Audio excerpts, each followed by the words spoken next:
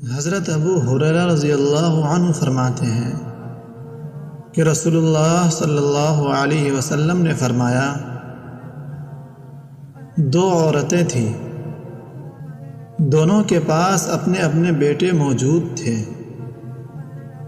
اچانک بھیڑیا آیا اور ان میں سے ایک عورت کے بیٹے کو لے گیا۔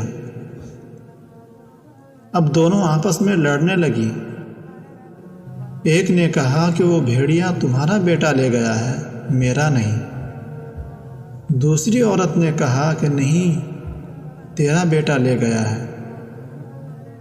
چنانچہ وہ دونوں عورتیں اپنا مقدمہ لے کر حضرت داؤد علیہ السلام کے پاس آئیں۔ حضرت داؤد علیہ السلام نے ان میں سے بڑی عورت کے حق میں فیصلہ دے دیا۔ پھر وہ دونوں حضرت سلیمان علیہ السلام کے پاس چلی گئیں۔ پھر وہ دونوں حضرت سلیمان علیہ السلام کے پاس چلی گئی اور ان کو اپنا مسئلہ بتایا تو سلیمان علیہ السلام نے فرمایا کہ چھری لاؤ، میں اس بچے کے 2 ٹکڑے کر کے دونوں میں تقسیم کر دوں۔ چھوٹی عورت بولی کہ خدا را ایسا نہ کیجیے، اللہ آپ پر رحم کریں، وہ اسی کا بیٹا ہے، میرا نہیں۔ حضرت سلیمان نے اسی چھوٹی عورت کے حق میں فیصلہ دے دیا۔